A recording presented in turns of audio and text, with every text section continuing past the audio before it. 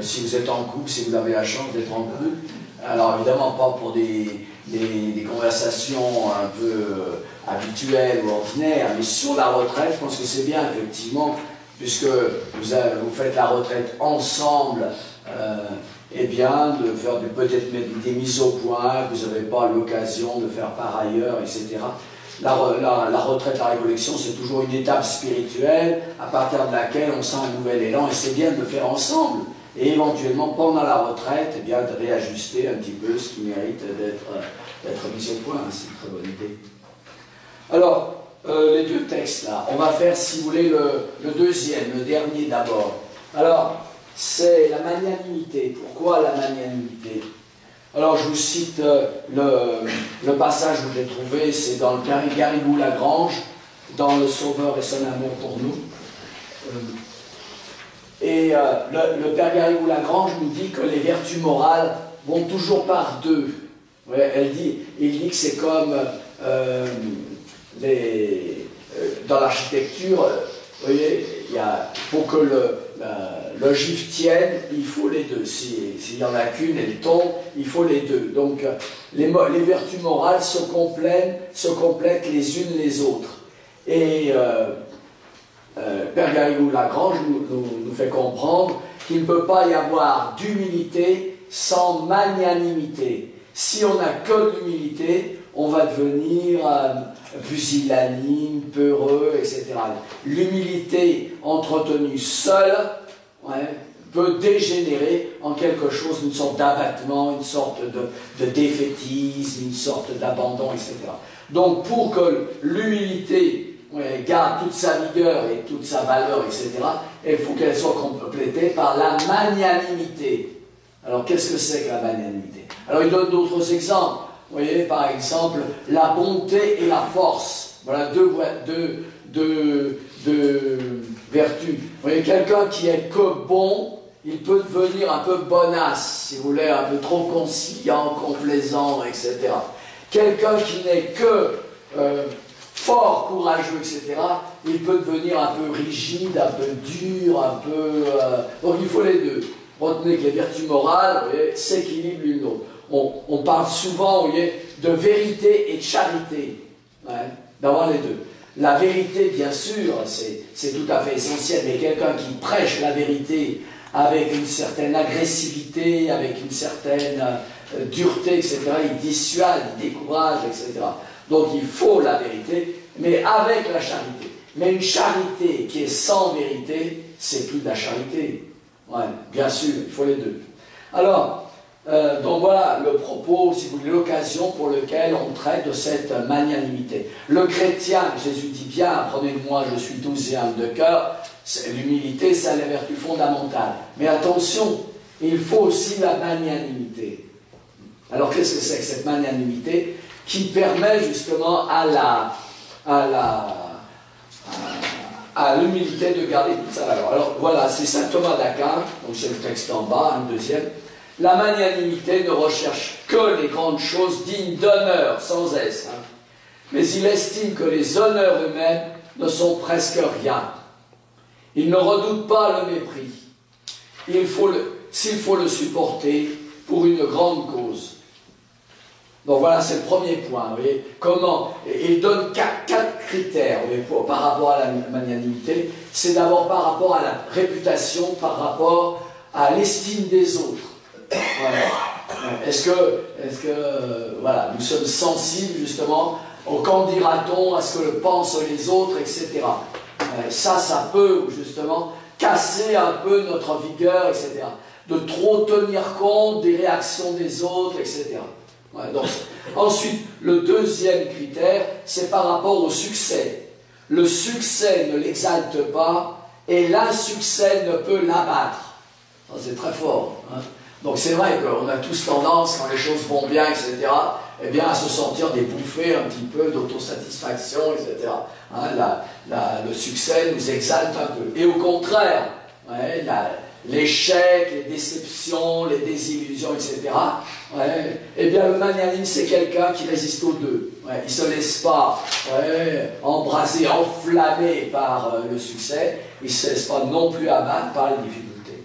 Ensuite, troisième critère, c'est par rapport au fric, hein, par rapport à tous les biens de la vie, si vous voulez, hein, donc tous les avantages matériels, etc., pas seulement l'argent. Les biens extérieurs sont, lui, peu de choses. Il ne s'attriste pas outre mesure de les perdre. Le magnanime donne largement à tous ce qu'il peut donner. Donc voilà, c'est cette libéralité, si vous voulez, quelqu'un, voilà. Bon, attention, il est économe, il est vigilant, il est prudent, etc., bien sûr, hein. Surtout s'il a des responsabilités, l'argent, ben voilà, il faut quand même en avoir pour pouvoir remplir ses engagements. Et puis finalement, le quatrième critère, ouais, du magnanime, c'est par rapport à la vérité. Il est vérité, il est véridique, et il ne fait aucun cas de l'opinion dès qu'elle s'oppose à la vérité. Si formidable qu'elle puisse devenir, il est prêt à mourir pour la vérité. Ouais. Cette grandeur d'âme qui se trouve chez tous les saints, intimement unis à la profonde humilité, se trouvait éminemment, alors je ne l'ai pas écrit, je n'ai pas fait le verso, éminemment en notre Seigneur Jésus-Christ, bien évidemment. Donc voilà, je pense que c'est important, ouais, de faire cet équilibre. Ouais, l'humilité, c'est bien, ouais, de se reconnaître, ses faiblesses, ses fragilités, etc. Mais en même temps, la magnanimité, c'est indispensable. Ouais, être magnanime. Alors, qu'est-ce que c'est qu'être magnanime? Ouais, donc, sur 4 points, par rapport à la popularité, par rapport à l'honneur, hein, par rapport au bien matériel, par rapport au succès, et finalement, par rapport, hein, à la vérité.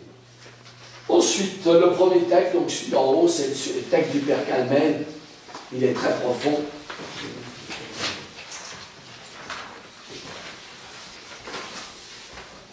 La loyauté intérieure. Pour mûrir la maturité, pour mûrir, pour devenir capable par le fait même de recevoir les êtres et de les porter. Une lucidité évangélique est nécessaire. Alors, j'insiste, vous voyez, sur cette première ligne. Vous voyez, nous tous, même à mon âge, même au vôtre, vous voyez, quand on est dans les difficultés, on est un peu dans les ténèbres, on est un peu dans les questions, etc., on cherche quelqu'un mûr, quelqu'un de sûr, quelqu'un d'expérience, la maturité. C'est vraiment... Et je dois dire, vous voyez, que c'est quand même une grande difficulté. Je pense que tous, nous avons difficulté à trouver des gens vraiment référents, des gens vraiment fiables, des gens qui méritent vraiment notre confiance. Je crois que c'est un des grands problèmes de l'actualité. On a de plus en plus de difficultés, aussi bien parmi les prêtres que parmi ceux qui sont en responsabilité. Est-ce que c'est des gens vraiment fiables auxquels on peut vraiment faire toute confiance? C'est un vrai problème, ça. Je pense que souvent les jeunes se plaignent, justement, dans leurs difficultés, de ne pas trouver vraiment réponse à leur attente, parce que voilà, ils ne trouvent pas, bon, quelquefois aussi, ils ne veulent pas le trouver. C'est clair, il y a quand même... Mais je pense que moi, c'est vraiment ce qui m'interroge le plus. Vous voyez, dans ce texte, je me questionne vraiment. Est-ce que je suis à la hauteur? Est-ce que vraiment, vous voyez, c'est très bien dit, vous voyez, la capacité à recevoir les êtres et à les porter. Ouais, capacité. C'est ce que les gens attendent de nous. Ouais, nous sommes dans la tradition, nous sommes des représentants de notre Seigneur Jésus-Christ. Est-ce que nous sommes capables de recevoir les êtres et de les porter? Quand notre Seigneur Jésus-Christ nous dit « Je vous ai choisi pour que vous soyez mes témoins », ben c'est ça être témoin de notre Seigneur Jésus-Christ. C'est quelqu'un qui va être capable de remplir cette mission. Et non moins nécessaire, la loyauté avec la vie.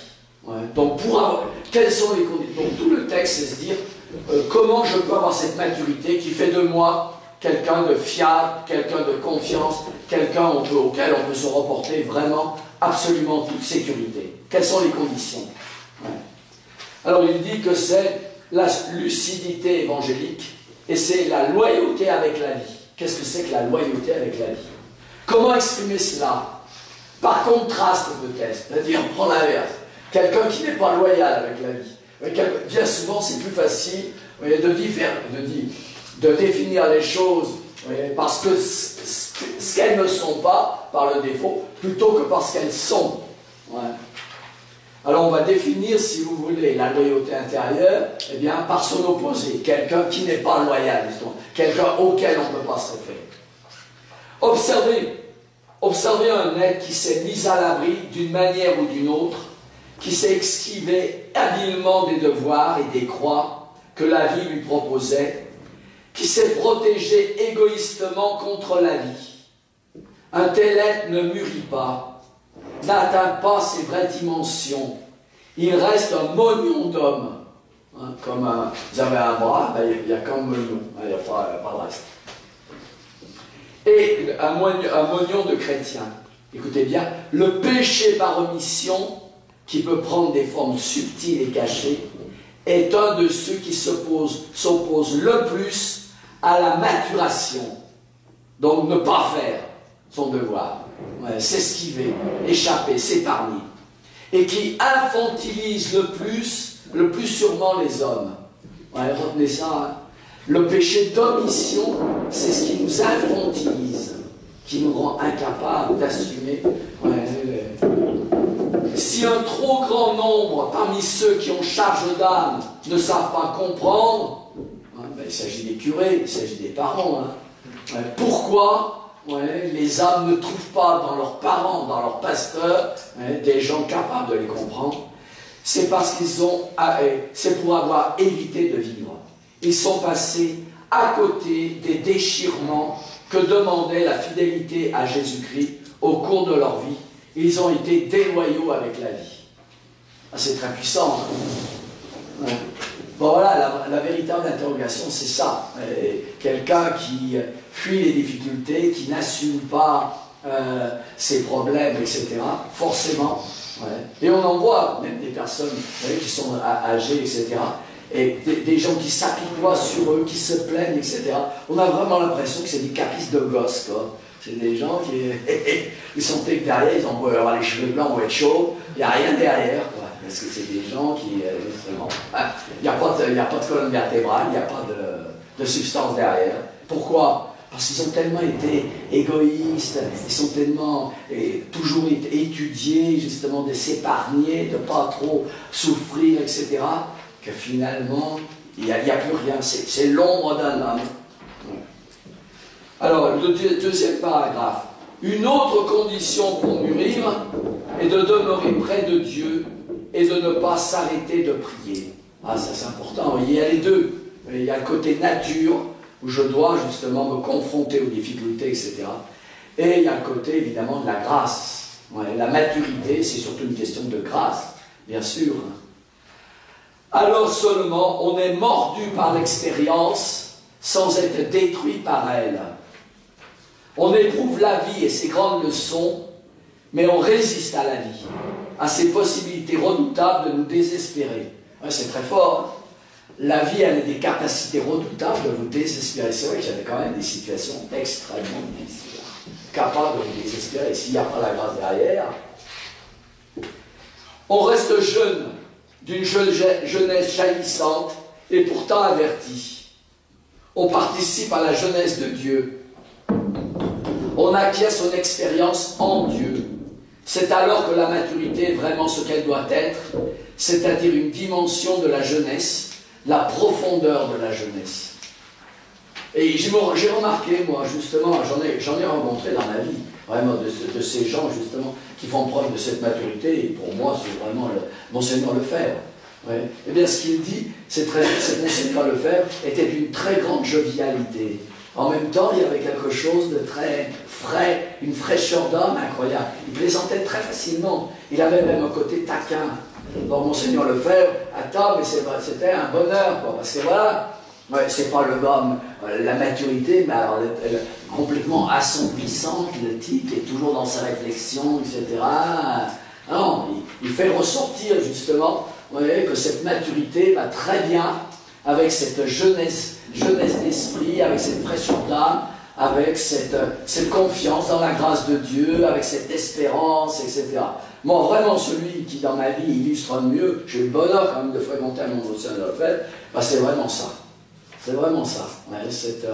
On savait que quel que soit le problème, on pouvait l'exploser. Voilà, c'est quelqu'un, on sentait qu'il il avait fait 30 ans de mission, c'est quelqu'un qui avait assumé, tout le monde le sait, on le voit dans ses écrits, on le voit dans sa vie, en la lisant, etc. Comment il a été exposé à toutes sortes, et comment il les a assumés avec la plus grande force. J'ai lu un livre sur Sainte Thérèse de l'Enfant Jésus, Oui, et ce qui me fait remarquer, c'est que justement Sainte Thérèse de l'Enfant Jésus, alors qu'elle était très jeune, elle faisait preuve d'une maturité incroyable, très jeune. Elle n'était jamais dans la puérilité, dans la gaminerie, etc. Alors qu'elle était très joviale, etc. Ouais. Mais c'était une âme, donc elle avait perdu sa mère très jeune, etc. Vous savez qu'elle a eu une crise pendant des années, une crise de mélancolie, etc. Une souffrance horrible, vraiment. Hein. Donc elle a beaucoup souffert. Ouais. Et elle explique comment, justement, tout ça, ça lui a donné une sorte de stabilité, une sorte de sagesse, etc. Et parce qu'elle rentrait, vous le savez bien, à 15-16 ans au Carmel, c'était une vraie gamine, quoi. Eh bien, le témoignage, c'est que les religieuses, qui étaient évidemment beaucoup plus avancées en âge, etc., eh bien, remarquaient qu'elle n'avait rien d'un enfant. Elle remarquait que dans Sainte Thérèse de l'Enfant Jésus, il y avait une maturité incroyable, de jugement, etc. Et quand on lit ces écrits,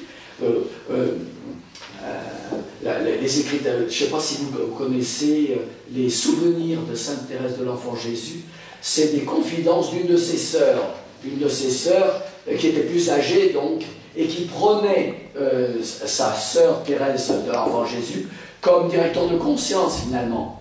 Alors moi j'aime beaucoup ce texte parce que à travers la sœur de Sainte Thérèse de l'Enfant Jésus qui pose ses objections, je me retrouve complètement aussi imbécile que et les réponses de Sainte Thérèse de l'Enfant Jésus, mais c'est lumineux quoi.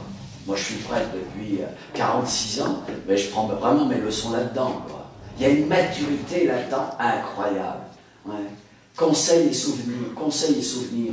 Ouais, si vous trouvez ça, ce livre de Sainte Thérèse de l'Enfant Jésus, un directeur de conscience incroyable, une maturité, une réponse à toutes les questions, mais vraiment conseils et souvenirs de Sainte Thérèse de l'Enfant Jésus. C'est sa sœur qui explique comment elle pose des questions et les réponses de Sainte Thérèse. Il y a le manuscrit autobiographique, évidemment, où elle donne sa vie, etc.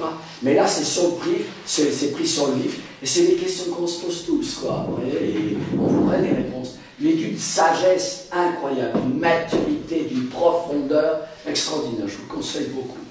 Donc voilà, ces deux textes que je laisse à votre méditation. Voilà, je vous laisse. Je vous salue.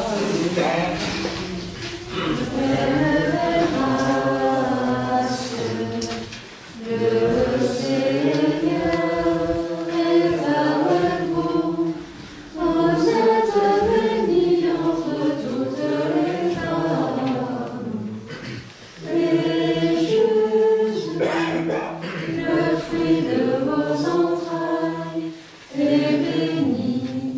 Sainte Marie, Mère de Dieu, priez pour nous, pauvres pécheurs, maintenant et à l'heure de notre mort. Amen. Au nom du Père, et du Fils et du Saint-Esprit, ainsi soit.